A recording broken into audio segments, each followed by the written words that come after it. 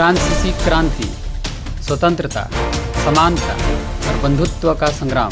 नमस्कार दोस्तों, आज हम इतिहास की सबसे महत्वपूर्ण क्रांतियों में से एक फ्रेंच क्रांति की कहानी सुनेंगे। यह सिर्फ एक राजा को हटाने या सरकार बदलने की क्रांति नहीं थी, बल्कि यह अन्याय, असमानता और अत्याचार के खिलाफ जनता की आवाज़ थी।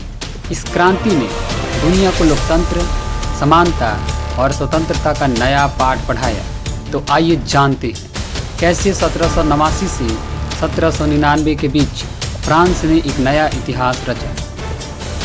18वीं सदी के अंत तक फ्रांस की स्थिति बहुत खराब हो चुकी थी। देश भारी आर्थिक संकट से जूझ रहा था और समाज 3 वर्गों में बटा हुआ था।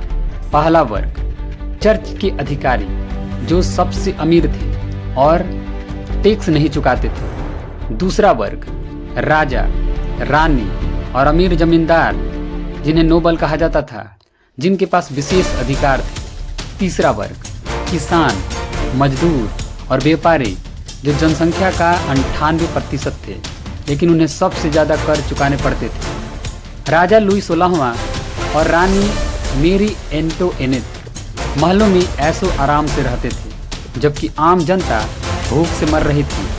फसलें खराब हो रही थी, अनाज महंगा हो गया और जनता त्राही त्राही कर उठी। नई सोच ने लोगों को जागरूक की कि राजा को भगवान नहीं बल्कि जनता के लिए काम करना चाहिए। इन सभी कारणों से जनता में आक्रोश बढ़ता गया और क्रांति की चिंगारी भड़कने लगी। बास्टील का पतन, क्रांति की शुरुआत।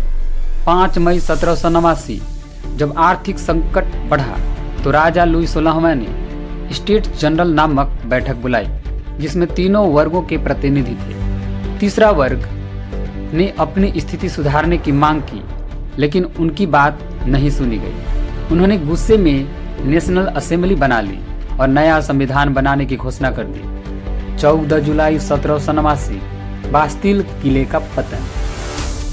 पेरिस में क्रांति भड़क उठी। जनता ने बास्टील किले पर हमला कर दिया, जो राजा के दमन का प्रतीक था।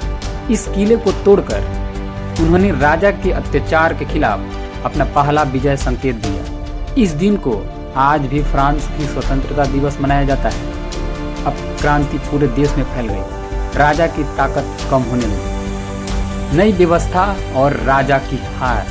अगस्त 1789 मनुष्य और नागरिकों के अधिकारों की घोषणा जारी की गई।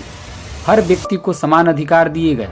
शासन जनता का होगा, राजा का नहीं। अभिव्यक्ति की स्वतंत्रता और न्याय की स्थापना होगी। लेकिन राजा लुई 16वां को यह मंजूर नहीं था। उन्होंने क्रांति को कुचलने की कोशिश की, लेकिन अब जनता जाग चुकी थी। अक्टूबर 1789 महिलाओं ने वर्साय के महल पर हमला कर दिया और राजा को पेरिस लाकर कैद कर लिया गया। अब राजा की ताकत खत्म हो चुकी थी और फ्रांस की संवैधानिक राजतंत्र बना दिया गया। 1791 में राजा ने छिपकर भागने की कोशिश की, लेकिन पकड़े गए। जनता ने अब तय कर लिया कि राजशाही पूरी तरह से खत्म होनी चाहिए। 21 जनवरी 1793 राजा लुई 16वें को गिलोटिन से मौत की सजा सुना दी गई। इसके बाद रानी मेरी एंटोइनेट को भी फांसी दे दी गई। अब फ्रांस गणराज्य बन चुका था, लेकिन क्रांति ने नया रूप ले लिया।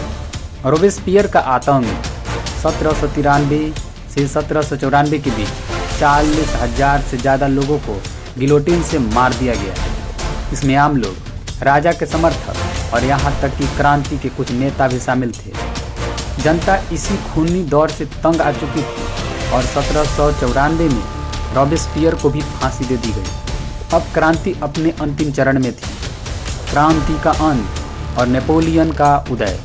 क्रांति ने फ्रांस में नई व्यवस्था तो बना दी, लेकिन देश अस्थिर था। 1799 में एक युवा सेनापति ने सत्ता पर कब्जा कर लिया, जिसका नाम था नेपोलियन बोनापार्ट। उसने राजनीतिक अस्थिरता को खत्म किया और क्रांति के कुछ विचारों को आगे बढ़ाया। हालांकि बाद में नेपोलियन खुद सम्राट बन गया, लेकिन फ्रांस में राजतंत्र अब पहले जैसा नहीं रहा। निष्कर्ष: फ्रांस की क्रांति की विरासत। नंबर 1, स्वतंत्रता, समानता और बंधुत्व का संदेश पूरी दुनिया में फैल गया।